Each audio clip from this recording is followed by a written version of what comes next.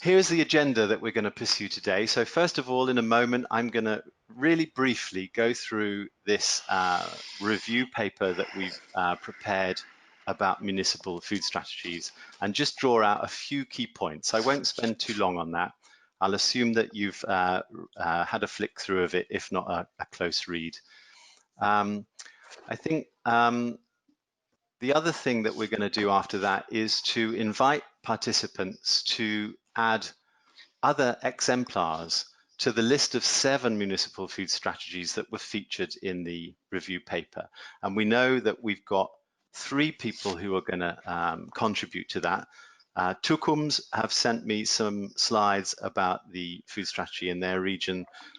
So have Valencia, and then we've got Edda as well that we'll have to interpret between us. If anybody else has got others, then of course they're welcome to do that too, but I haven't got slides in advance, but you may have them with you. And of course you can share slides with the rest of the participants. And the key thing to think about is, why are we doing this? Why are we discussing interesting municipal food strategies? It's not just because they're interesting in their own right, but we want to look at them from the robust perspective. After we've done that, we can think about the analysis, which is rather simple, really, that I've used in the paper. We've really just had a look at the 7 exemplar food strategies through 3 lenses, the ones that we're interested in robust. And we can think about whether or not that analysis is a bit shallow, whether we can build on it, whether there are other robust perspectives that are missing. And then the other thing we can discuss, and I think maybe we can think about discussing points 3 and 4 pretty much at the same time, is the review paper that I presented gives a particular perspective of food strategies. And I think what robust shows us is that that perspective is in need of expansion. So, it would be great to discuss with you how the experiences that we have in robust of developing food strategies. And we know that, at least 5 living labs are concerned with the development of food strategies. Lucca, Ljubljana, Edda, Tukums, and we are in Gloucestershire too. How do they give different perspectives on the kinds of messages we're hearing in relation to the 7 strategies that I've outlined in the paper? And then lastly, and importantly, we can talk about how the paper and the discussion that we're now involved with, how that reveals anything about the idea that food strategies themselves might be instruments of innovation. So that's my proposal for the agenda. You've seen it before in the email I sent round. Does anybody have any comments on that or want to make any additions? Okay, silence is consent. And we'll move on then to the next one. So I'll now just do this really brief review of the paper. So the first thing that I want to draw out is that there's quite a lot of literature that's been developed in relation to the study of municipal food strategies, and mainly those have been urban municipal food strategies. We know that. And I think what's very clear from a lot of the literature is that these strategies are really, in one way or another, worried about food security. And there are 2 main ways, I think, that food security can be understood. One is that we're talking about, do people in cities have material access to food? So do they have enough money to buy a nutritious diet, or maybe have they got the right shops in their area to access food? And the second kind of food security that's being discussed in the literature is the resilience of the food supply chain into cities affected by things like, global economics or local economics or climate change and things like that. And urbanization is a key factor in considering the latter, the food supply chain resilience in particular, because cities tend not to be very agriculturally productive. I know we're all interested in urban agriculture, but in the main, cities aren't terribly productive places from an agricultural point of view. And the other thing is that as cities expand through processes of urbanization, cities tend to grow outwards and thereby eat up some of the peri-urban farmland that surrounds many cities. So this framing of city food strategies as the main approach to food security is what's being presented in the literature. And of course, what we're interested in is a different framing. Are food strategies ways to understand or explore or govern innovation? Okay, so my second key point is that in the 7 exemplars that we presented in the paper, there's pretty clearly a distinction between the focus of urban and rural food strategies. Now, there aren't many rural ones in the exemplars, but 2 that we can identify are our own one in Gloucestershire, and also, even though it's not an urban food strategy, the Lincoln example also highlights some rural issues. So, for example, you know, some of the more urban-based ones have been funded by health authorities, and they have very substantially social objectives. So food poverty, sustainability, community cohesion, nutrition, those sorts of things. If you look at the ones that have got a pretty overt rural focus, that is rather different in those. So for example, in Gloucestershire, the food strategy that we've got emerging here is really about the food and drink industry or the food and drink business sector. So we've got a strategy here that is interested in the development of agricultural productivity and high-tech innovation, especially around food safety. So this is a rather different focus from the ones that we see happening in cities.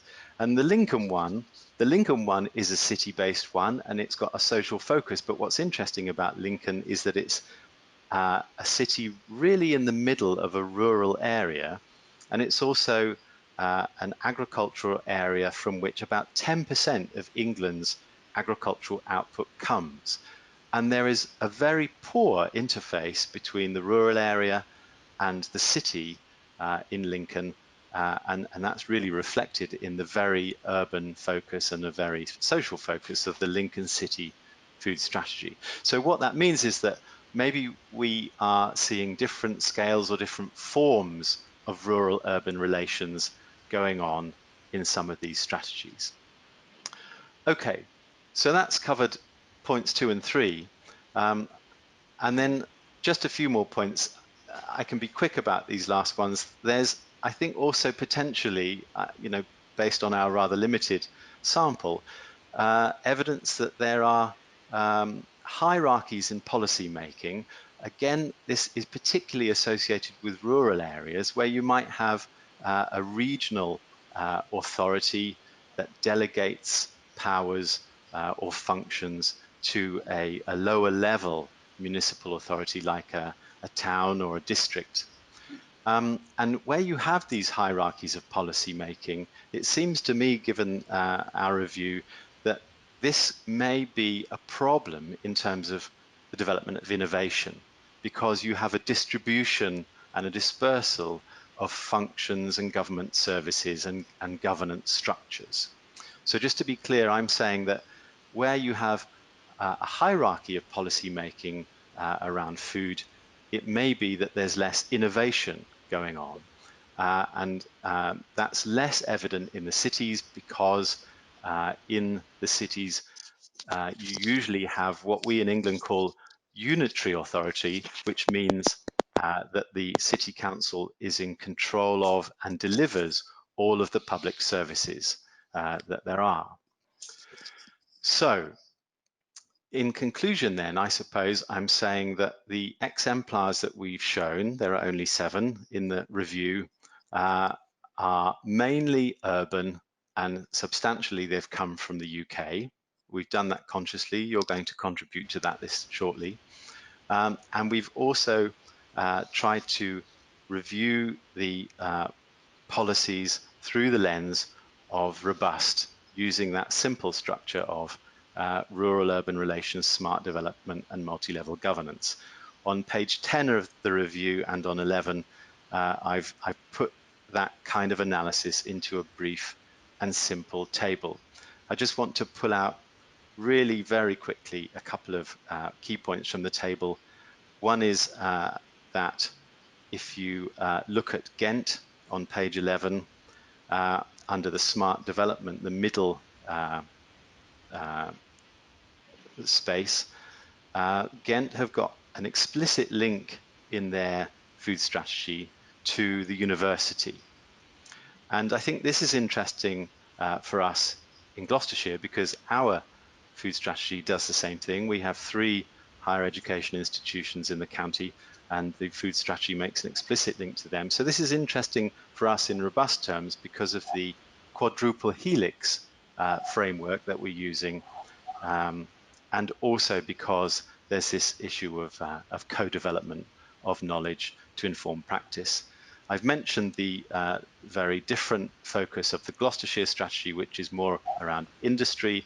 And then I wanted also just lastly to highlight the Toronto example. If you go to the bottom of the table and think about Toronto in the rural and urban relations box, we've got a commitment to developing a wider regional food strategy. So this is clearly a rural-urban relationship, but in the Toronto strategy, they have very clearly developed this in an ideal type framework. You know, it's a very, very normative approach to sustainable food, and that again is a common factor, I'd say, in food strategy development.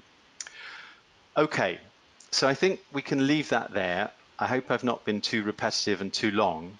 So maybe we could now just pause, and I'll say, does anybody want to say anything in relation to the review document before we then go on to the more structured discussion about what other exemplars are there, and how are we going to discuss these strategies in a way that's useful to robust and that considers innovation?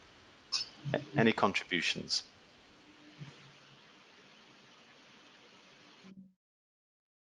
No? Can I make a comment, pardon me, Dan? Bryony, you're waving. Yes, go ahead, go ahead. Hello, this is Team Wales. I think too what you've picked up on in the sense of a lot of the rural food strategies we're seeing an investment, a focus on investing in food production is also what we're seeing across local authorities or our rural regions in Wales. And we're seeing that in particular reference, I think, to smart specialisation, which is also one of the themes we're looking at here. I'm not sure where that's going to go, but I just wanted to say that we're seeing that as well. Great, thank you very much.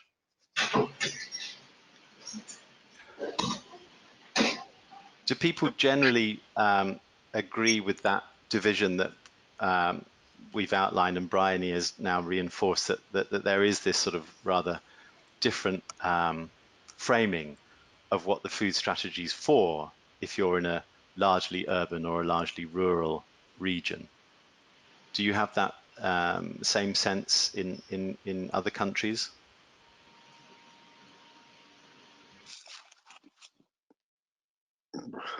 I believe. Can you hear me? Yes, we can hear you. Yeah, Yuri, Yeah. go ahead.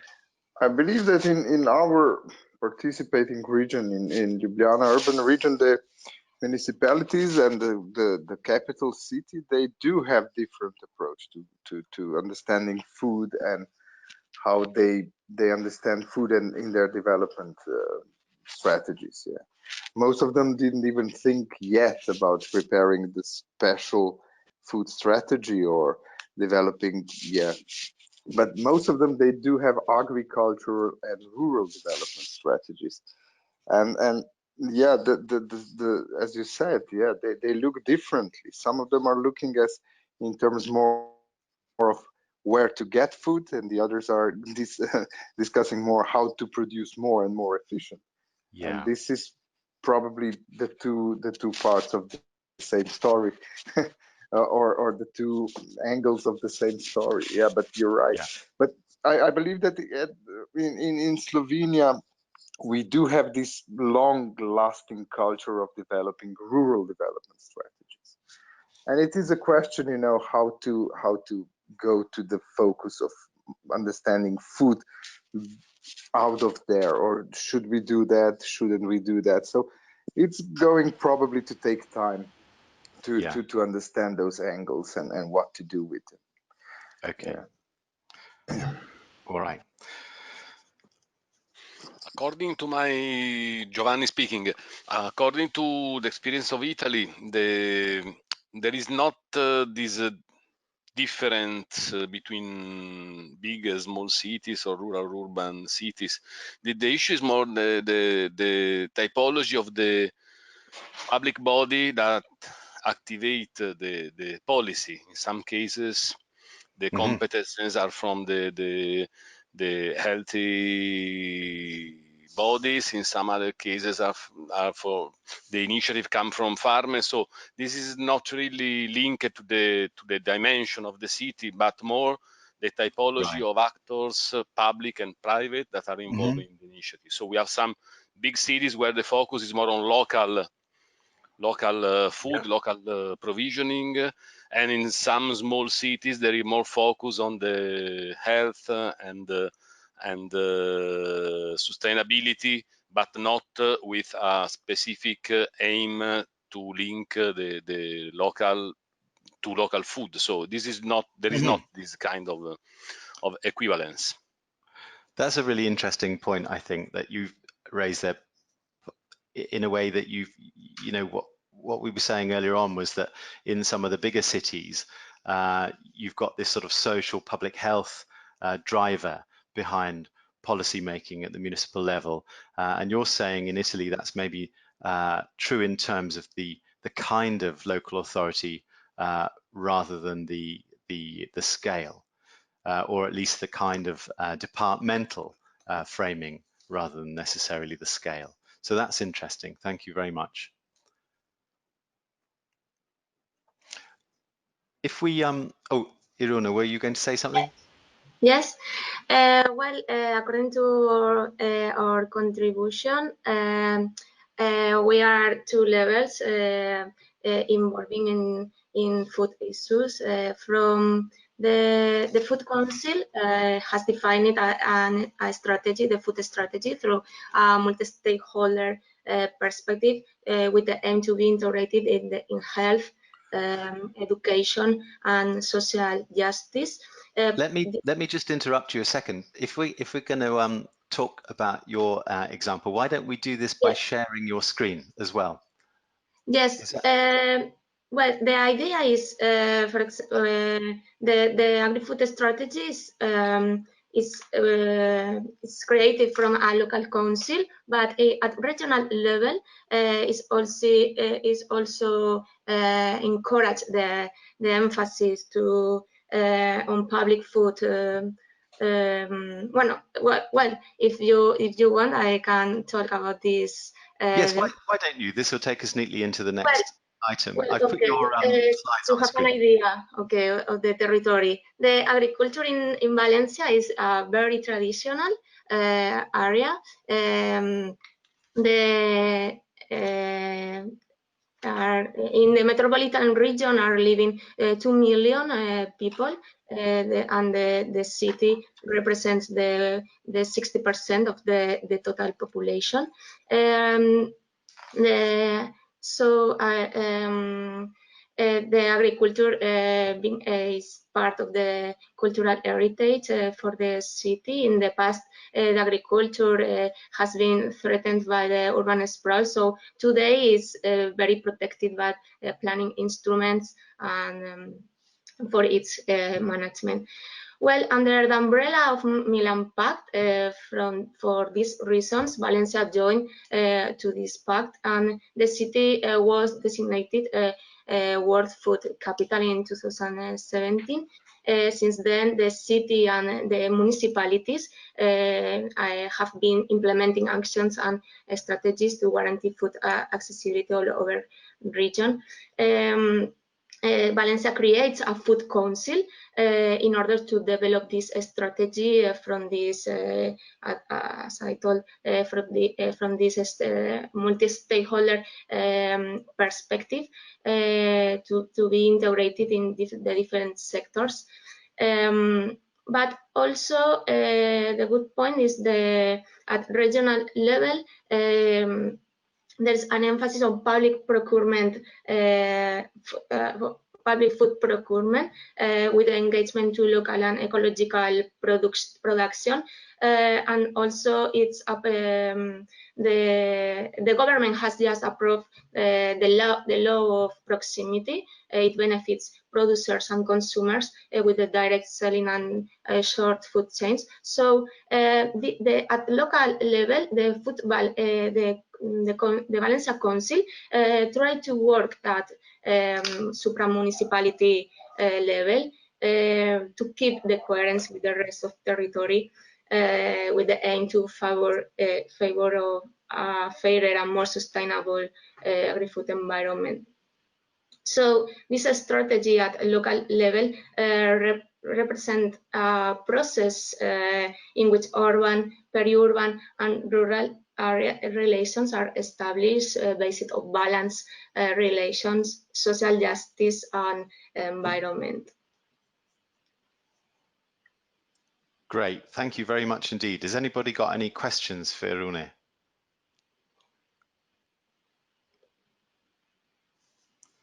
I mean, what I think is really fascinating about your example is the apparent sort of integration of different governance hierarchies. I was saying earlier on, wasn't I, that in England there's almost a lack of integration because functions have been devolved and distributed. You seem to be suggesting a couple of really interesting things. One is that there's integration between the municipal and regional level, and the other thing, which is quite interesting and surprising in some respects from an English perspective. But also, if I understood you correctly, you were saying that the traditional agriculture that surrounds the city also informs the city's identity, maybe. And if I further understood you correctly, that the Milan Pact membership was a way of partly protecting and developing the agriculture around the city. So that if I've understood you correctly there, and tell me if I'm wrong, that's quite interesting, because again, one of the starting points of the review was the idea of food security in terms of either social or supply chain issues. And you've sort of really, in your example, tied the agricultural region to the city, and in terms of governance, that's achieved through the integration of municipal and regional policy and membership of this intra-municipal network that we know as the Milan Pact. So there we are. That's quite a fascinating, robust style example. I'll just pause again if anybody wants to say anything about the Spanish example. I also will quickly take this opportunity to welcome Alberto Serra, who is working with Isabel in Lisbon. I'm sorry I didn't see you when you first joined, Alberto. Will you just quickly say hello to us all? Yes, hello. Sorry, had some technical problems with the connection. No problem. It's great to speak with you. I'm glad you're on the team. Welcome. Likewise. I'm very happy to be here. Thanks. And yes, I will be working here for an internship as part of the Lisbon Living Lab. And I think it's a great opportunity to learn more about the regional food strategies that are taking place around Europe. So, great. Yeah. Thank you, Alberto. Welcome. Thanks. With that, let's move on, if we may, to Tukums. Sandra or Michaelis, I'll just get out of this Valencian example and put up your your slides. Here we are. Who would like to speak about the Tukums strategy? I will tell you, this is Sandra. Unfortunately, Tukums team could not join. Their apologies for this. I'll do my best to present Tukums region food strategy. This strategy, in difference from other strategies, was developed for the whole region. It's not an urban food strategy, but I have to say as well that Tukums is quite a rural territory. Tukums town, I think it has less than 20,000 inhabitants, and in the whole region there is, I think there are more than 30,000. Mikhails will confirm. And the Tukums is champion in Latvia. It's the first food strategy which was developed in Latvia. It was adopted in 2015. As far as I know, it's the only food strategy which exists in Latvia as a formal document and formal strategy. And as in many other cases, this strategy was initiated and also coordinated by Tukums region municipality. In the development stage of this strategy, there were many key stakeholders involved: farmers, advisors, schools, many other people. So it was co-created. And the actual way how this strategy was developed, it's interesting that it was triggered by Tukums' participation in other EU research project, Food Links. It was about knowledge brokerage for sustainable food. And in this project, Tukums people, they met with representatives of other European cities and towns where food strategies were already developed. So they got inspired and in collaboration with the BSc, with our institute's researchers, so they decided to develop their own strategy. And the aim of the strategy is to develop sustainable regional food systems, so both in the town and in the countryside, for 3 sub-goals. It's to support local economy, health, and environment. And they have developed 4 strategic actions, like improvement of public food procurement, especially in schools. And then there is this focus on agricultural development in the region. They wish to support transition towards more environmentally friendly agriculture, organic farming. Then access to healthy and quality food. This is about development of all kinds of short food chains. And the last thing, food education, informing local people, especially young people, about healthy and nutritious food. And now we can go to the next slide. And it is about Tukums food strategy relevance for robust. When I read the document about food strategies elsewhere, yes, I got this impression that they are very much focused on urban food. And I think the difference in Tukums is that this food strategy is real. There is better balance between urban and rural food practices and food consumption.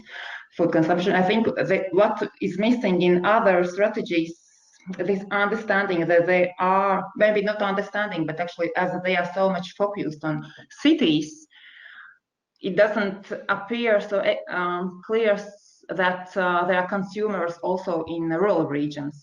And actually also rural consumers, they might have difficulties to access healthy quality food, especially maybe in those regions where agriculture is highly industrialized. So there are farmers nearby, but actually rural consumers, they don't have access to local food. Yeah, and one more thing about rural-urban relations is, how it was about spatial planning in the region. So the Tukums municipality, they reflect how to produce more food also in urban areas, and also how to plan all this food infrastructure all over the region. For instance, how to establish, how to create these local food outlets, not only in the town, but also in a smaller rural villages. Then linked to smart development, I think it's in the strategy. It's quite. And I think how to better use these local food resources, not only how to better use, but also how to maintain them in long term. And that's why there is this direction towards organic food production, and also focus on local food chains, short food chains. And multi-level governance, the third issue. As I mentioned, in the development process, so there were many stakeholders involved, so it was multi-stakeholder participatory process. Then there are references and links to all kinds of food policies, food documents, regulations, and tools, to National Rural Development Program, to public health strategy, school meals programs. And finally, the implementation of the strategy demands institutional and stakeholders cooperation, but this is maybe a problem, because actually personally I miss knowledge about the implementation of this strategy and also about the implementation of other food strategies. I think we present all these strategies as a nice innovative tool, how to govern food in cities, in regions, but I think we don't have maybe enough information what actually happens, how they are implemented, what are impacts. What have they changed? What do they don't change? What are problems? Yeah, that's a great point, Sandra. I think, you know, one of the things that I often think about is exactly that, and you know, maybe to what extent the policies, especially around things like nutrition and consumption, whether it's the policies that make a difference or simply life moving on, you know, the social dynamics, the trends, the cultural norms moving along, and actually the policy either being in parallel or following them even.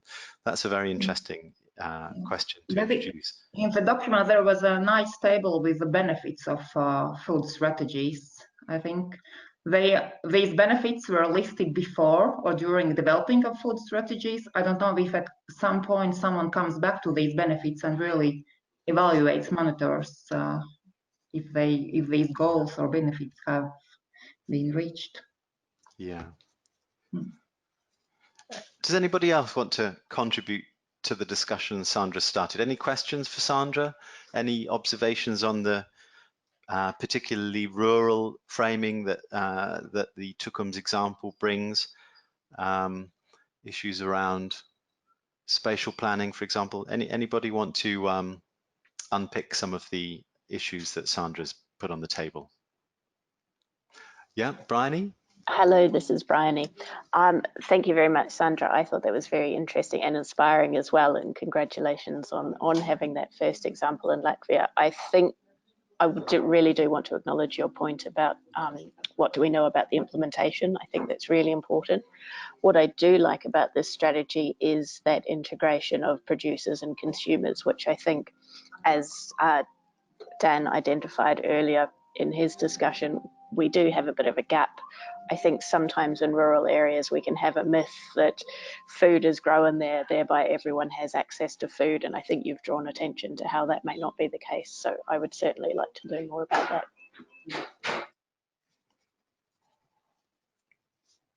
Any others? If I may, Yuri, yes. As we are going to discuss that in more detail in Riga, but maybe what's the current link of the food strategy towards cultural dimension in Tukums? Maybe just a few words on that.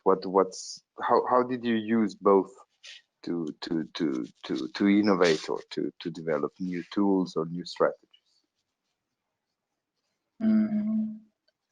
I think here Tukums people would be very welcome. How I see it, I think this culture and food, it's linked. Local food, it's culture also. It's all local culture.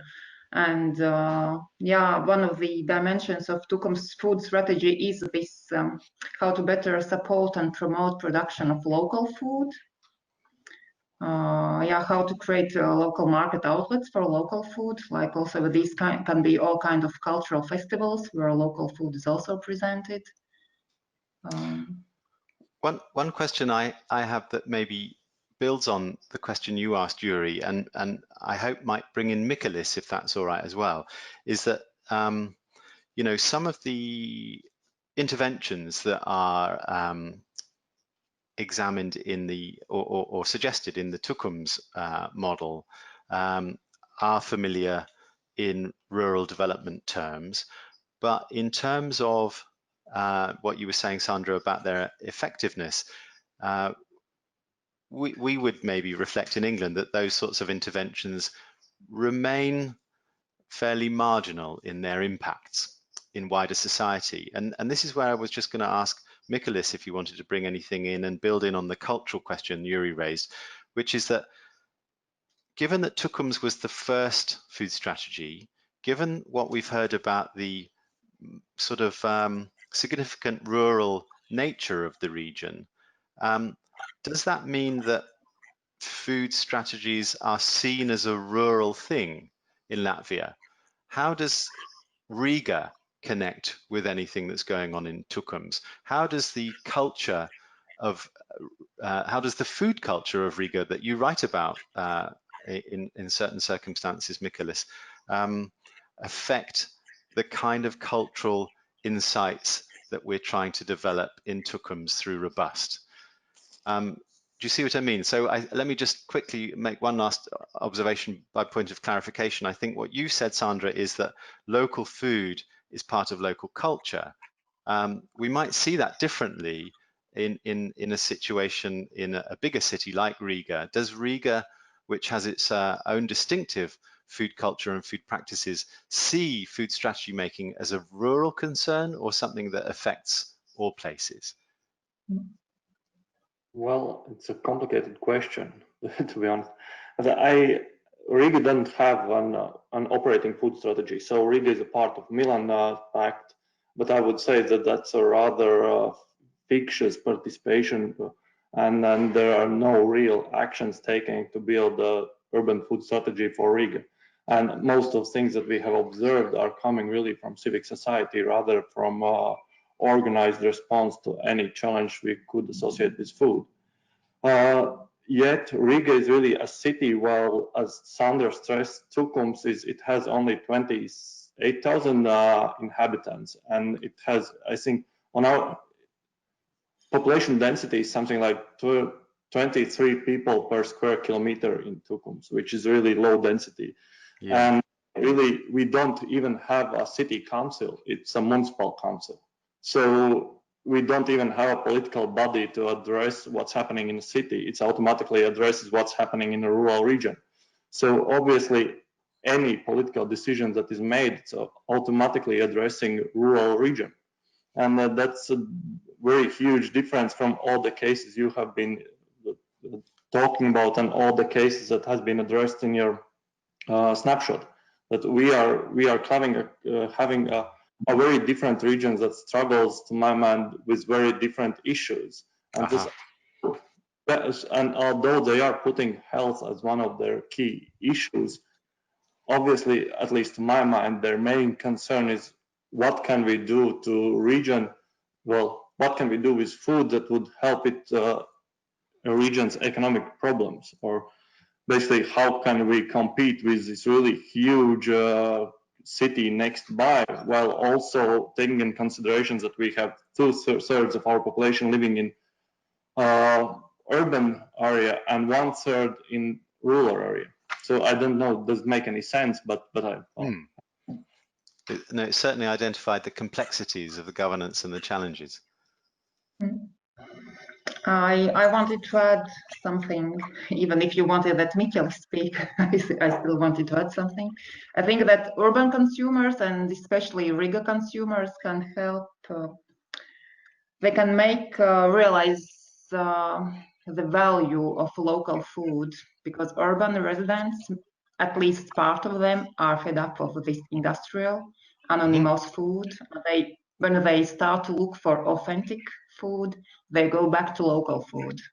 And I think also in Tukums, maybe this kind of, how to say, coming back of local food, it's much thanks to urban consumers, actually. They create the demand for it.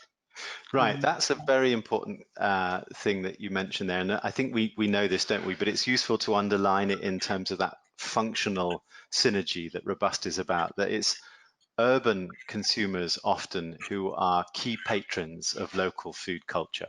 That's a very nice point. Thank you. Well made. Well, if I'm just a quick point. So I think in all cases when people are talking about urban consumers, they are automatically a part of case. But here, Yeah. urban consumer are actually somebody who's living in Riga, in a different place. So basically, our case doesn't really have an urban consumer. It has Tukums consumer, but he's a little bit different person. Sure.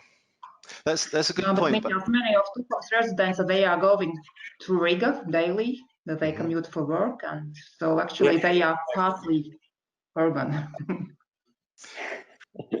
We will continue our discussion with Sandra after this meeting. Okay. Matt, I think Matt's going to make a point as well.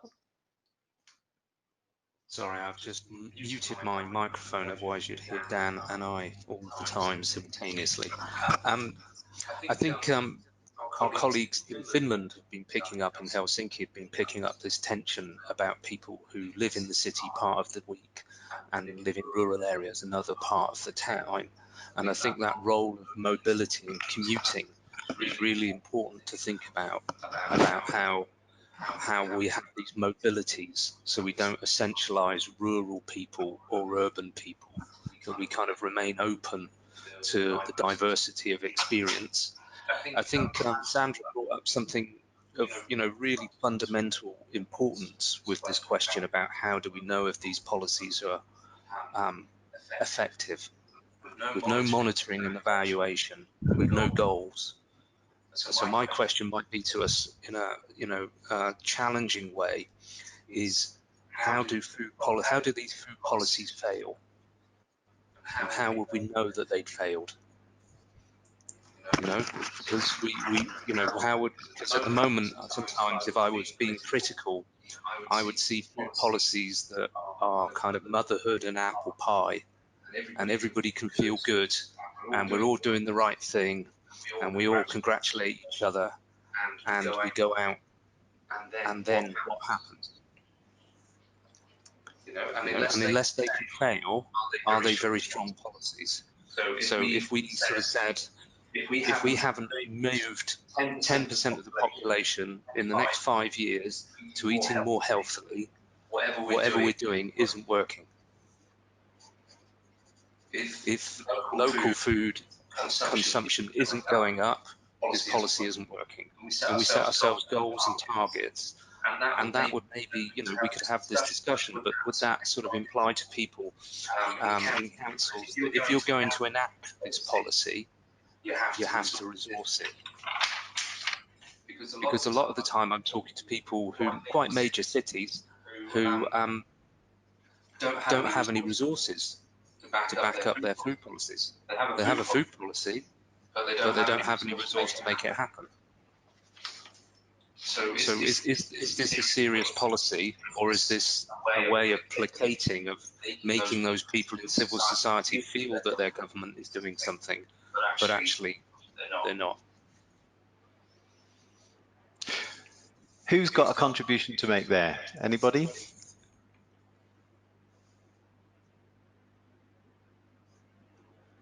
I mean, my observation maybe there is that we can do a couple of things here. Yes, hello. Can I stop you for a second? Can one of you mute yourself if you're in the same room? Yeah. Because we are getting a lot of echo in. Matt, are you muted? Is that better?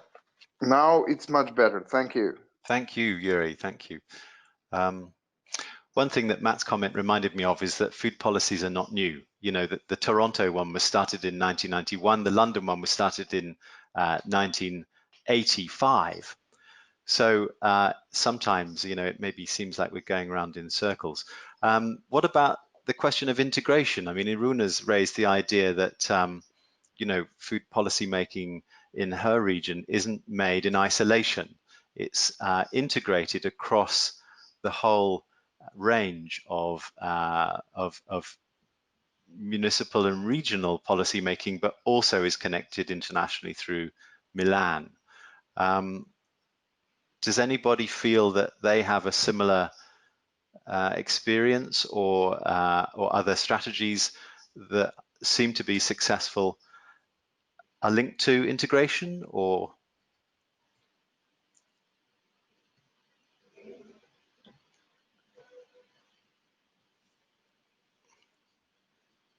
Sabrina, you look like you're having an interesting conversation. Are you just saying, how much longer have we got to suffer this nonsense? No, we were actually chatting about the case of Lucca, where policy integration might be considered one of the aims of the Right. food policy, but there are, I would say, additional difficulties in that there are 5 municipalities that are trying they are moving towards the goal of policy integration in terms of food as an integrated policy, but not only at a single municipality level, but they aim at involving in the same way, in a similar way, 5 municipalities. So the problem is even more complex, I'd say. And they are actually in the process of discussing how, what functions, what roles, what instruments they have, they might address, they might use to address this problem. Yeah. Daniel? Yes, hello. It's Isabel here. Hi, Isabel. May I talk a little bit about Lisbon? Please do, yeah. As we mentioned in Helsinki, we do not have a food strategy. Our Living Lab partners think there should be a food strategy for Lisbon metropolitan area, so at metropolitan scale. It comes from, as our Living Lab partner, it comes from a spatial planning perspective. So it is about also the conservation of agricultural land and regulating urban development. And with Alberto's help, who is now staying here, what we are aiming to do is to try to understand what do we have to do to get something started. And so I would be interested in hearing from your knowledge, both literature review and also the examples, how to get started. So what is the governance system that you have to have in place? Mm-hmm. Where is the trigger?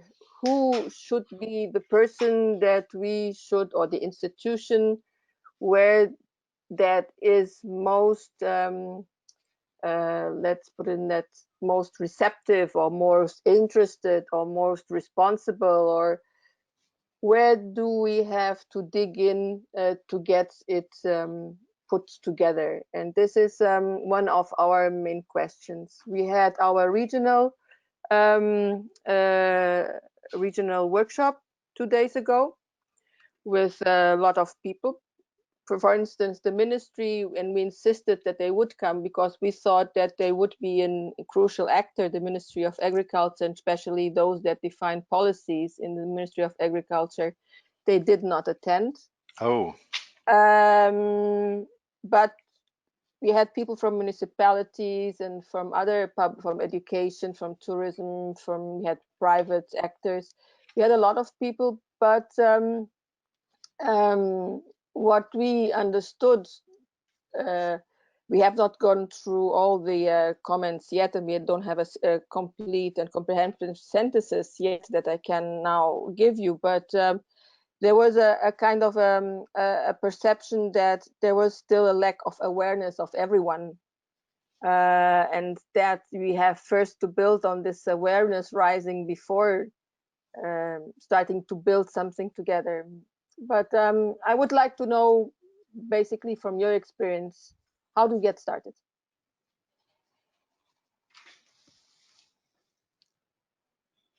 Well, that's an easy question then. Who's volunteering for that? Does it depend a bit? I mean, I think what I can only maybe do, Isabel, is to maybe give you some examples. Perhaps this will set off a discussion, or maybe it's something we need to think about outside of the webinar. But one of the things that I found useful about the Bath and Northeast Somerset food strategy, which was one of the exemplars we listed in the review paper, was that it was very well integrated across the municipality's different departments. And part of the explicit publication of the food strategy was a sort of an architecture of where this all fit in different departments within the council, and who was responsible for monitoring progress in health, who was responsible for monitoring progress in environmental impact, and how would this all be collected and presented to the council. So, you know, I suppose I'm not answering your question because it's a very, very big question, and I think the answer is it depends what you want to achieve. But one of the examples in the review shows, we've talked about types of integration but across hierarchies of governance, but I think also what Bath shows you is integration within the municipality. So it's not just a departmental thing. I think in another way, you could develop a departmental approach. You know, if your approach was principally health, then maybe, you know, you take one bite at a time. Is there any imperative to have an integrated food strategy? Well, maybe to achieve some of the rapid changes that Matt was talking about, there is, but other municipalities have not taken that route, and they've taken it in a departmental way because they've had a key problem that they want to address, like you know, dietary ill health. Any other guidance that we can offer to Isabel about, you know, how do we do this? What's the governance mechanisms? What are the governance mechanisms? Matt's making a contribution. I'll turn off then. I just fancied a break from Dan. What I was going to say, I think if we look across the historic experience, it's about finding the point of pressure that can mobilize change in the area that you're looking at. And I was thinking of an example of a rural county that I worked in, which isn't in our set here, where we identified that the amount of money in the food economy was at least as large as the amount of money in the tourism economy. And we presented that to the council with economic evidence, and that empowered people in food development to actually start to talk to people in a different way, because there was no longer any way of talking about food as being a marginal interest, because it was so economically important, it had to take up their time. And that really transformed how that was discussed in that area, because previously they thought that they had an economy based on tourism, and actually they had an economy equally based on food. And there was obviously synergies between the two. And so for that rural area, suddenly we could have discussions about food in a different way. And we were able to present some very easy areas in which small investments could make a quick change. So I think it's about finding the points of pressure. Equally, as Dan and I have sort of discovered in our work on Bristol, that as Nicholas kind of intimated earlier, this was about meeting a civic demand.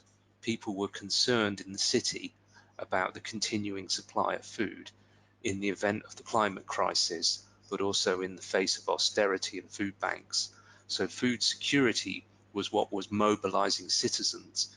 And so the council responded to organized, active and vocal citizens who then took on that policy. So I think in each area, and I mean, this is a great job for social scientists working with others, is to work out where, where is the point of pressure, where is the point of interest that would actually mobilize people. And in some instances, that's going to be economic. In some instances, that's going to be social. As we're finding at the moment in Gloucestershire, this is being led by business. So it's a partnership between kind of academia, some civic actors and businesses who are interested in the local food. So I think it's about making an analysis in each case. And I'm also struck that our colleague Joy Carey worked with San Sebastian in Spain, who were very big in trying to promote their food economy and culture, both for a cultural resource for themselves, but also because they were promoting themselves as an international gastronomic destination. So those two things work together. So it's finding the point of energy and working out how you can start to make change from that place. Thank you, Matt. Thank you. I think I was wondering if for the paper, for the review, it would be interesting to make more clear the governance systems in each example. Yeah. Yes, So I think that it's, another, no, sorry. No, I stopped. Okay. Another relevant issue is the role of private organizations, and because in some cases the first issues, such as in the case of Lucca, in the territory there are many also long-standing initiatives promoted by associations, by NGOs, by charities organizations. So in this case, the elaboration of a food policy is first of all to put all these people on the same table and organize this variety of initiatives in order to find also some strategic tools in order to promote and better organize this kind of initiatives. So the one big issue I think is the role of private bodies, because in some cases these kind of initiatives are really promoted in a bottom-up way. So how to promote, organize, and help this initiative fragmented in the territory, focused on different issues in a municipal strategy. This is one issue.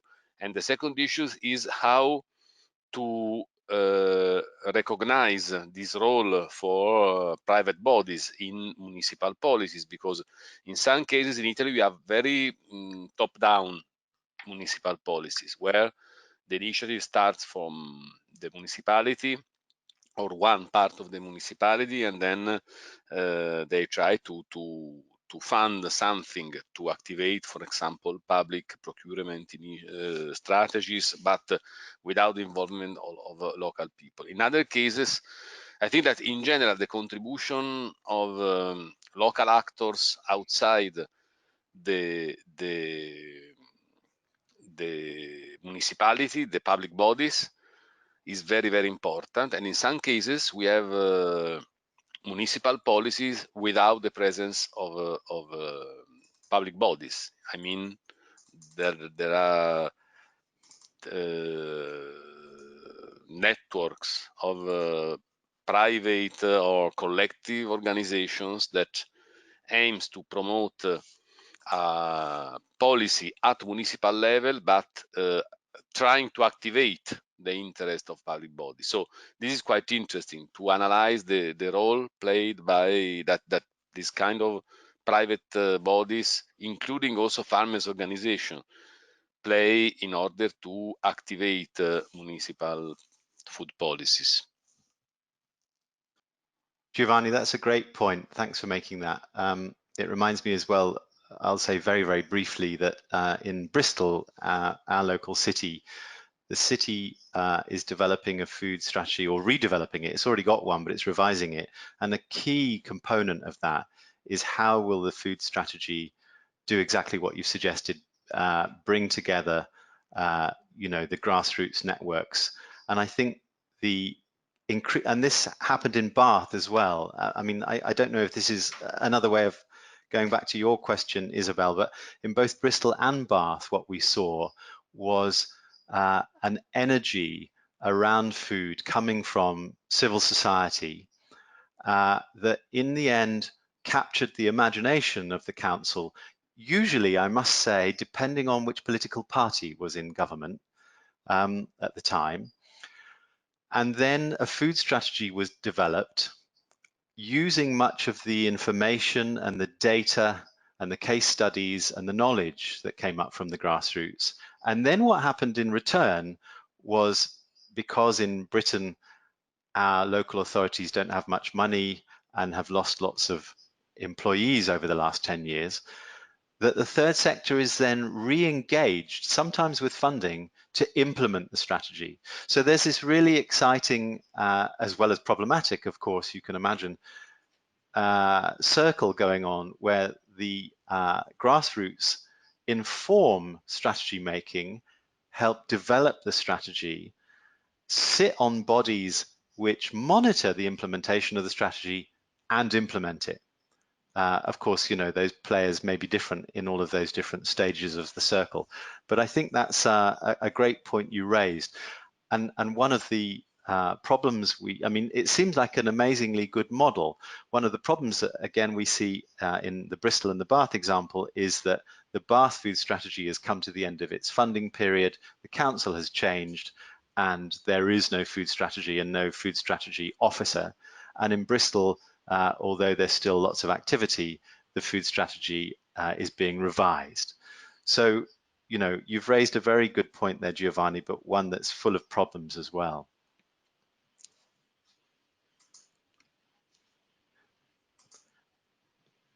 Can I just, Matt is waving his watch at me. We're over an hour into this webinar and I can hear Nicholas's stomach rumbling. I just wondered if I could ask you a few questions, so please contribute as we have been. I've got through my agenda more or less apart from the end, but before we get to that, I just want to say, has anybody got in their minds any other examples of food strategies that they think would be interesting to add to the snapshot we developed? So, we've heard from 3 of our partners. You've presented on those 3 strategies going in your area. It would be really nice to include those, and maybe I can encourage you to do that in a way that we'll think about. What about others? I mean, are there others? Are there, is outside of our partnership, we have Toronto in the exemplars and Malmo. Does anybody think, well, the Madrid food strategy is just amazing, or or the one from Lithuania, is just terrible, or something like that? Does anybody feel that we've got others on the list that we could include, or are we okay for now? We don't need lots and lots, do we? Well, we haven't discussed this with Sandra, so I'm on my own here. But there's one city currently trying to develop a sort of a food strategy in Latvia, and if you feel that it would be interesting to have a case of where something is really in just starting to rumble and they are just starting to try to do something, then we could probably give a snapshot of what's happening there. And for Sandra, I think about, I had sites in my mind, so they are doing quite a lot of things currently. That'd be great, Nicholas. Will you just tell us very, very quickly,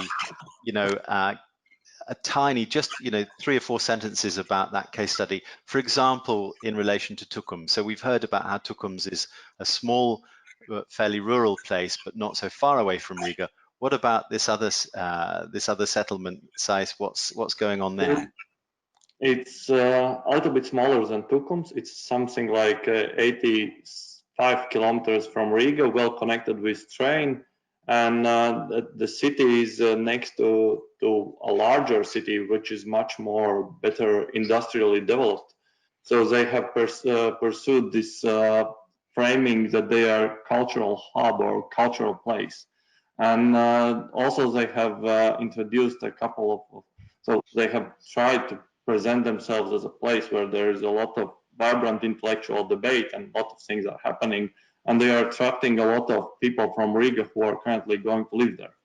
And so I think in this vibe, they decided that it would make sense for them to frame themselves as a no waste city. And in this context, they are trying to introduce other food-related initiatives. So that's great. Thank you very much. Anything to add? No. Okay. Here's what I'm going to propose then to you. I'm just going to do a little tiny skip through 3 points of innovation that I think I've heard. You can then add to them. And then what I'd like to do, if it's all right, is to just maybe go to Yuri to just talk a little bit about the COP more generally and what we might do next. So in terms of, you know, how do food strategies represent some kind of innovation? I mean, this list is not by any means exhaustive. It's just exhaustive, rather. It's just 3 points I've drawn out of the discussion we've had. One is that they are innovative potentially in terms of integration. We've heard from Valencia about integration across municipal hierarchies, but also in other examples, for example, Bath within municipalities.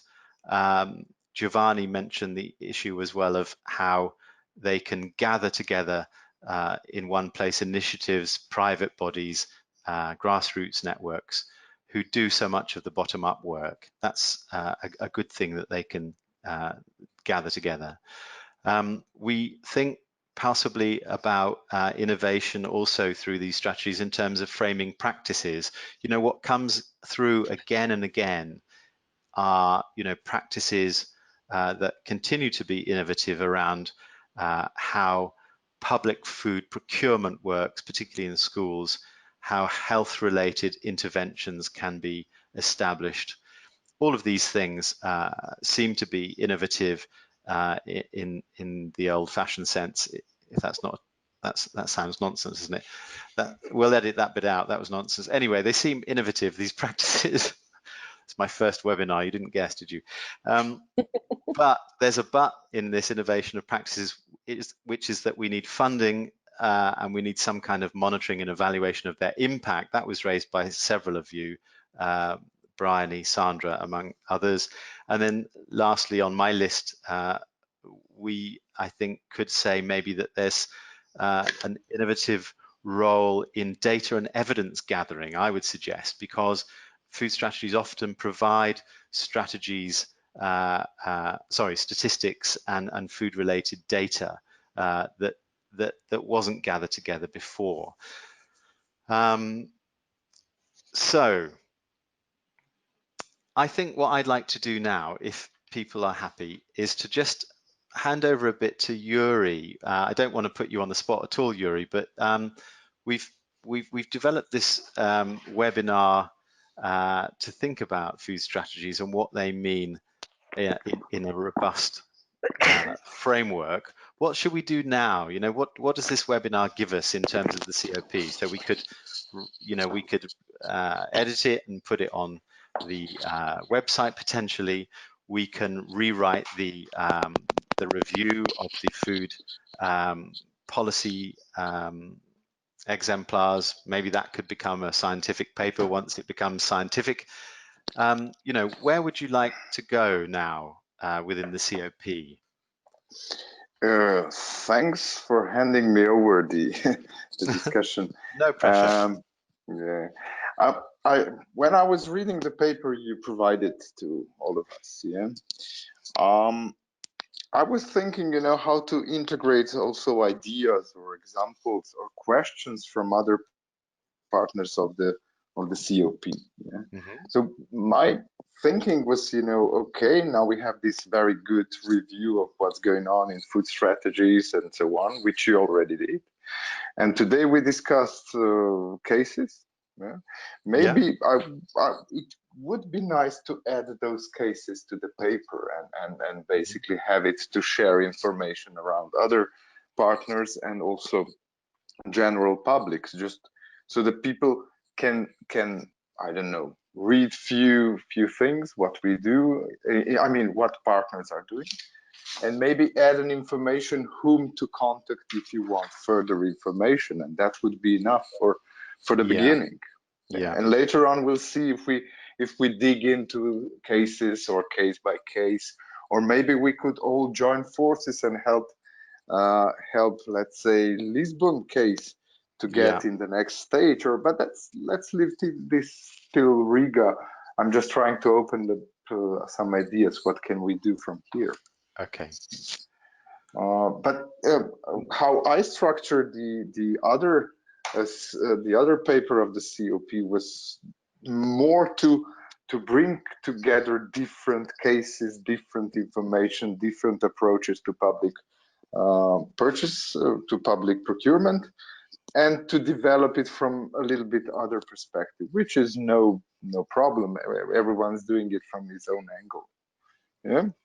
So if I've understood you rightly, we'll come to you in just a second, Miklis. You're saying that the snap, does this refer to the snapshot template you sent around, Yuri, where you're asking people? Let's call it like that. Yeah. Okay. Exactly. Okay. Yeah. No, I think this webinar and the review paper wasn't supposed to be instead of that. I think my understanding was it was in parallel to it. Of course, this is what I'm saying. Maybe as if we are focused now to the snapshot discussion, we can add those information to what you already did. Right. Yeah? Good. And this could be a very nice package of information for someone who's interested in food strategies, and that could be a really nice package of information. Yeah. Yeah. Okay. Thank you, Miklis. You were going to say something.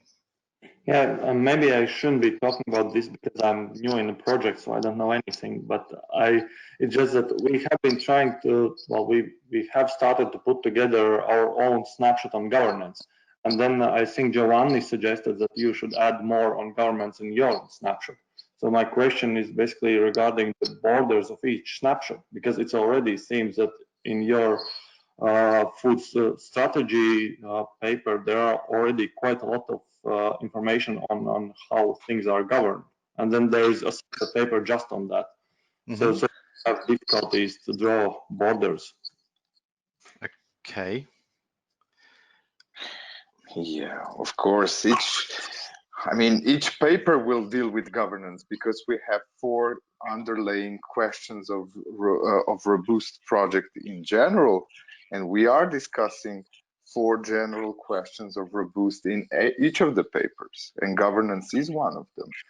But you're right, there will be probably one of the papers tackling only the governance question, but I wouldn't close those discussions today yet. We can see later on what happens when we have more material on the table, how it goes. And we can also use, we agreed in Helsinki also to have one joint paper which will be done out of all snapshots, and this can be also more focused to the governance if you want. Okay, that's a good idea. Okay. So that we tackle different, I don't know, we are tackling now food strategies, then we have another snapshot on public procurement, and we have another one on, I forgot what, sorry. But then we said that we'll have one joint paper who will basically synthesize or bring some ideas to a focus out of all 3 of them in one paper. With that, whose job is it to do that synthesis paper? Is that your job, Yuri? That's my job and Moitsa's job, yeah. Right, great, okay. But just to clarify, so somehow we assumed from the information I have that we have to write already a governance snapshot. Now you catch me unprepared. I will open up the computer and you will have this. I just have to open up the minutes from Helsinki. Just a second. Okay, while you're doing that, what I'm going to quickly do is show you everybody Edda's slides. It's sad that nice. we haven't got anybody here to describe them, but there are two. There we are, look. Gives you some key themes around this central theme of healthy and sustainable food. On the left-hand side, food as system approach is quite interesting. Be interesting to see what that means in practice. And then the second slide, nice graphics, eh? The second slide is just how Lara has put in Edda's experience into those three tabular formats that I had in the review paper. So the link, the urban-rural link, is around shortening supply chains there. Look, smart development. You can read this at leisure later on.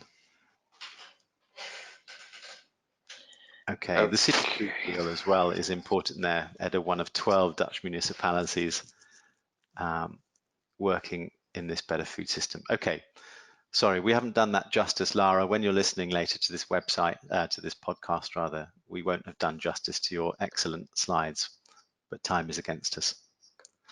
Yuri, over to you again.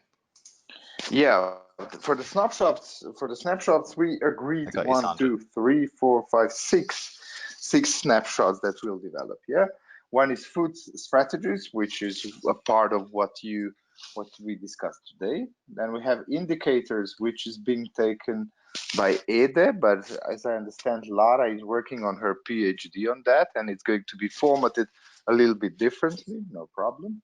Then we have branding, PGS, and alliances, which is taken by Luca. Yeah. Then we have governance, which is coordinated by Tukums. Yeah, and it's going to tackle different aspects of governance in sustainable food systems.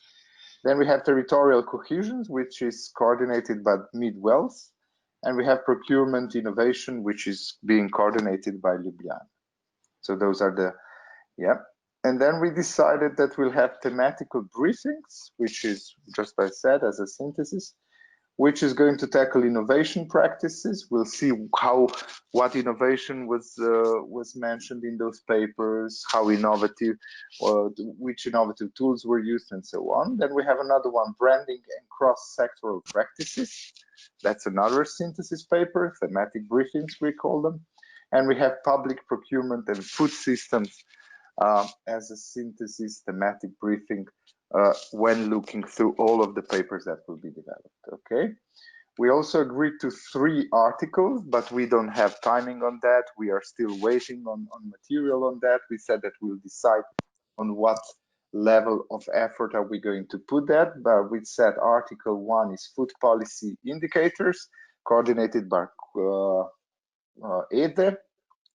Comparison of local food strategies coordinated by Gloucestershire, and food policy and territorial cohesion Mid-Wales coordinated by Mid-Wales. So yes, you're right. You are coordinating the topic on governance, but as I said, the forms and the type of the information was not decided, so it's up to coordinator and up to partners to somehow agree what they would like to tackle in there. Good, thank you. Sandra, you had... I will Michaelis, I will share the minutes of the Helsinki meeting with you today as soon as we finish. Good, thank you. Yeah, thank you, Yuri. Sandra, you had your hand up, and then after Sandra, Sabrina. Yes, I wanted to come back to this snapshot because I think you raised the question what to do with this. And one path is, if it becomes scientific, we can create some scientific publication. But maybe it's even more ambitious. Can we produce some kind of practice guide for those people who would like to get started? Because there's a question how to get started, how to develop, how to implement. Don't forget about monitoring and evaluation. Maybe we could think also kind of simple practice guide for strategies. Good idea. Yeah, We'll, as if I may remember, all of us, the discussion in Helsinki was that with the snapshots, we would like to stay not scientific level, but more information, information sharing among us for the beginning. Yeah. After that, we said that thematic briefings are going to bring those information in one paper, just make a synthesis, as I said before. But for articles, we said that we will elevate some of those papers to the level of scientific papers in one direction, but we left it open with webinars and we let it open with to have some exchange event for practitioners is one, and then we will decide which topics can be elevated or developed as a practitioner's guide and so on. So as for the beginning, we were somehow thinking that snapshots should be a little bit more for information purposes for the beginning, and later on we'll see which topics really hold us together or bring us together, and we would like to work on them further on. Okay, thank you. Thank you, Yuri, for that clarification. Sabrina. Yeah, as regards the snapshots, if I understood well, we should all write together, the teams involved should write together one single snapshot on a topic. Let me make an example. Are we contributing to this food strategies snapshot with our contributions, or are we supposed to write a single snapshot on food strategies if we have a case that is related to that? Because as regards Luca, I had this doubt. I had a doubt about this because we would like to contribute, but we weren't sure whether we should have a single separate snapshot on it. Well, I can. I'll let Yuri contribute if he wants to, but I've had the same thought as you, Sabrina, and what I've done is kind of both, because Damien committed us to doing a more gathering together of examples, but on top of that, I'm also doing a separate one on food strategy development in Gloucestershire as a snapshot in the template that Yuri gave us. And the reason I'm so late is because it's not always quick to get feedback from colleagues. So I hope that answers your question. I would assume that everyone has another angle or another approach, which is fine. We are all smart people. I've decided to for the public procurement to share the first idea with Tukums and Luca, and ask them and ask both partners, to first agree a little bit on the topic and so on, and then I assume we will be able to prepare one paper, all three together, as a snapshot. Yeah, so not on a scientific level, but one snapshot from three partners together, which would be sharing information among us. But other snapshots can take another approach, no problem. I don't see any problem in that. Thanks, Yuri. Yeah. Okay, what? Sorry, Sabrina. A collective snapshot. Collective snapshot, yeah. This is why I also had another idea on webinar, which we are going to discuss later on. I was thinking of organizing the webinar that would be basically ran by three partners, the ones who were participating in the collective snapshot, discussing what we were writing there, what were the stories, how does it look like, a little bit different way of approach to do a webinar, no problem. So everyone does it differently. Yeah, nice idea. Yeah. Okay. Okay, I'm gonna just say I think we should end now. Any last contributions? My last contribution would be thank you, partners. It was great. It was the first webinar of in my life done from on this platform, and it was really good. And it was nice listening to everyone. And that's, let's say, one of the things I should say. Yeah. Thank you, COP leader, for that vote of confidence in us. Well done, everyone. I'll just therefore also, this is a little bit, no, that's fine. We'll leave it there. Everybody happy then? Everybody said what they want to say. Great. All of you, thank you so much for joining us. Lovely to see your faces, some of you. And we'll just put up our smiling faces one last time. Oh no, we can't because the webcam limit has been reached just as well. Okay, my dear colleagues, it's lovely to work with you and see you, and we will be in touch again soon. Thanks so much for your time this morning. Bye, thank you. Have a Bye. nice day. Bye, everybody. Bye. Bye. Bye-bye. Bye bye, bye bye, ciao.